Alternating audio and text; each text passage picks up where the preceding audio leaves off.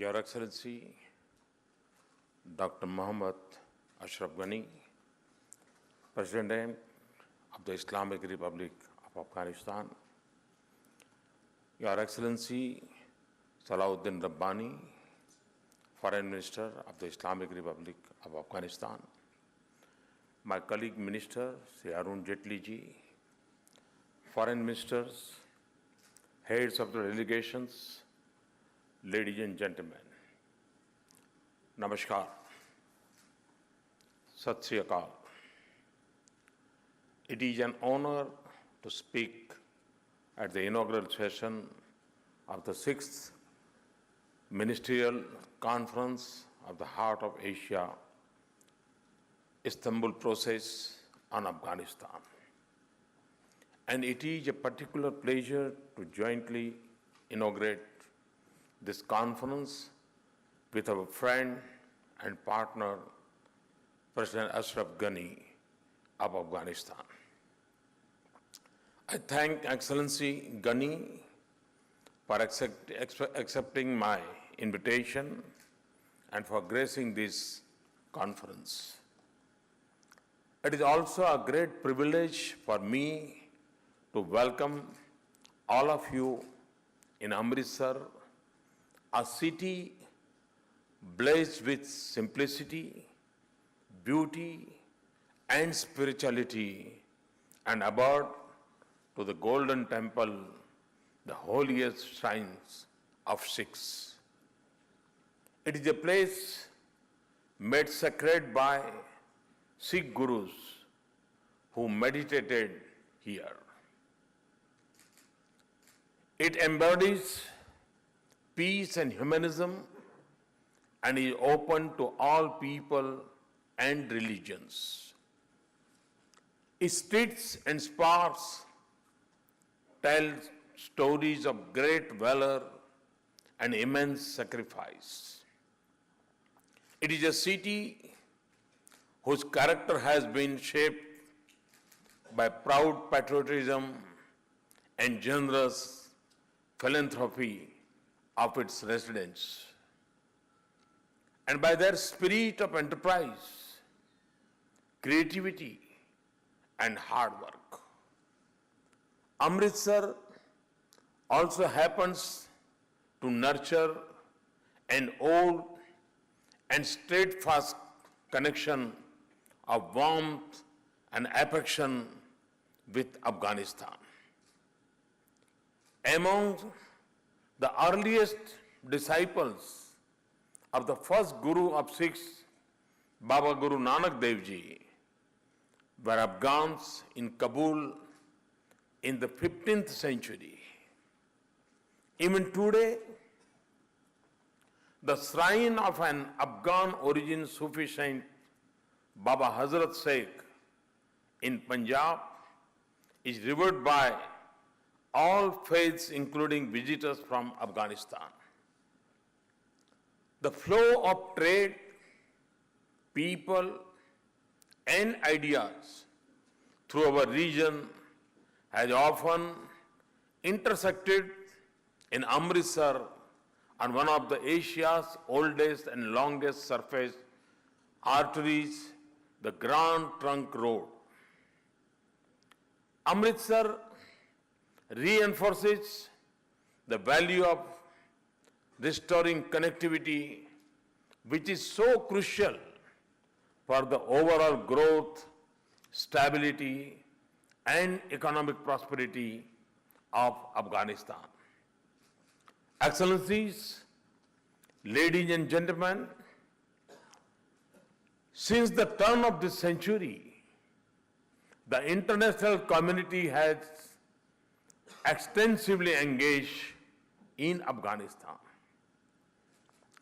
Major powers, regional countries, and concerned nations from around the world have cooperated through multiple programs of political, social, military, economic, and developmental support. Our gathering today reaffirms the commitment of the international community to durable peace and lasting political stability in Afghanistan. Our words and actions remain focused at advancing a critical unfinished mission of our time, and that is to help Afghanistan build and strengthen its social, political, and institutional fabric, secure its territory and citizens from external threats, spur its economic and development activity, and stage a stable and prosperous future for its people. Indeed, this is also the intent of this conference, aptly captured in its theme, addressing challenges, achieving prosperity. We have no doubt about the scale of the challenge, but we are equally determined to succeed. The results of our collective efforts thus far have been hard-won but mixed. There have been important successes. Much more remains to be done. The need of the hour is to stand our ground and continue with our line of effort. We must protect and build on the gains of the last 15 years and march ahead. Because at stake is not just the future of Afghanistan that has been invested in a vision of development, democracy, and pluralism, but the peace and stability of this entire region and beyond. Let us also reflect with urgency on what more must be done and what we must avoid in Afghanistan so that its citizens can self-sustain peace and economic growth. The answers are all there. The question is of resolve and action, and of putting Afghanistan and its people first. For this first, an Afghan-led, Afghan-owned, and Afghan-controlled process is the key. It is the only guarantor of durability of solutions. The second, we must demonstrate strong collective will to defeat terror networks that cause bloodshed and spread fear. Terrorism externally induce instability pose the gravest threat to Afghanistan's peace, stability, and prosperity. And the growing arc of terrorist violence endangers our entire region. As such, support for Voices for Peace in Afghanistan alone is not enough.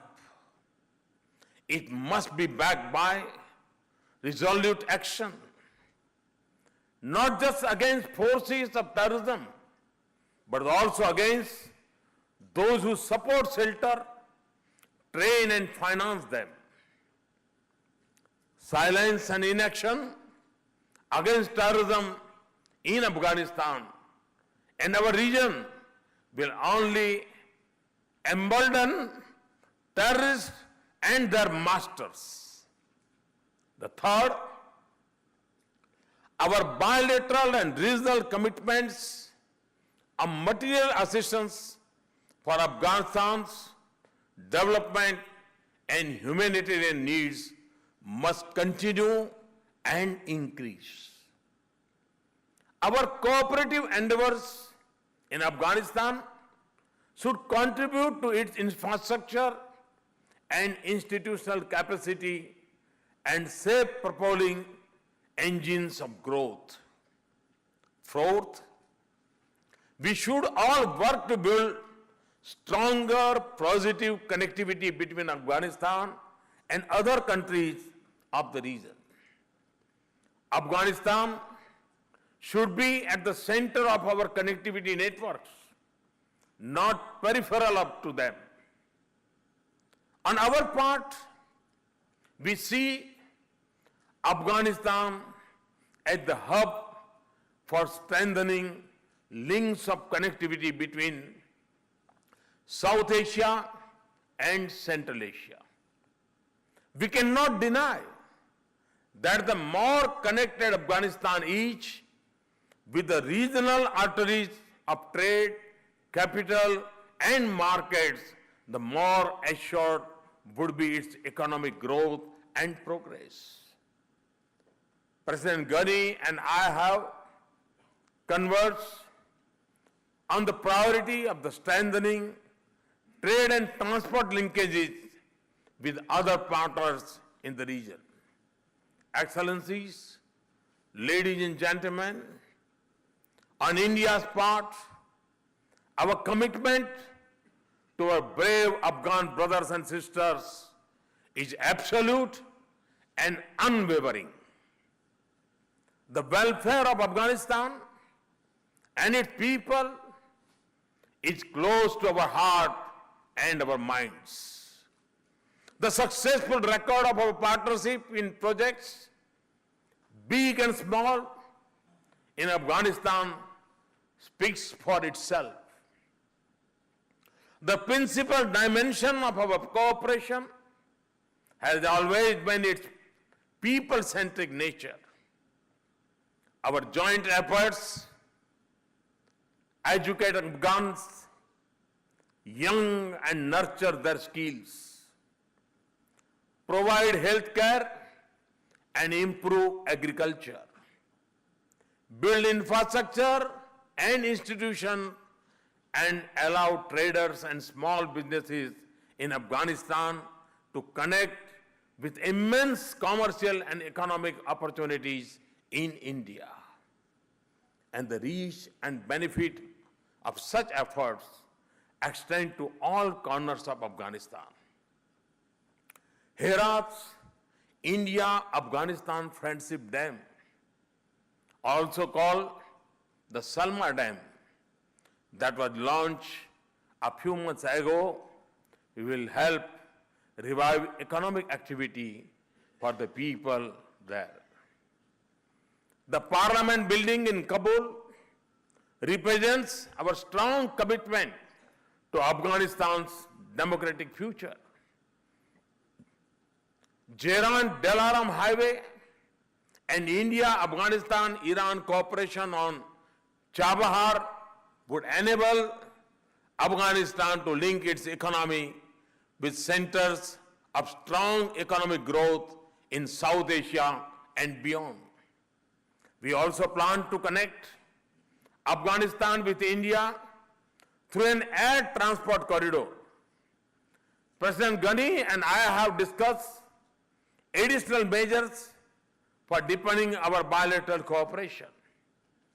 We are making progress in developing plans for utilization of the additional $1 billion earmarked by India for capacity and capacity building in Afghanistan. It will extend to areas like water management, health, infrastructure, energy, and skill development. As India implements its additional commitments, we are open to work with other like-minded partners for the development of Afghanistan. We are also happy to note the international commitment at the Brussels conference in October and NATO's Warsaw Summit in July this year. We will continue efforts to scale up our ambition and dedication to assist Afghanistan.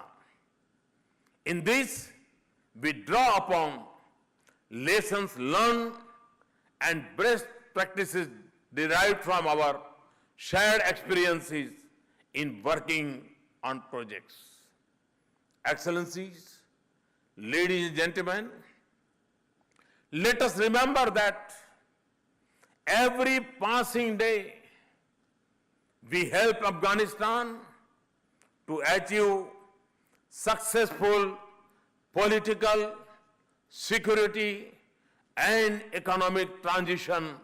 We are also helping ourselves create a more peaceful region and world.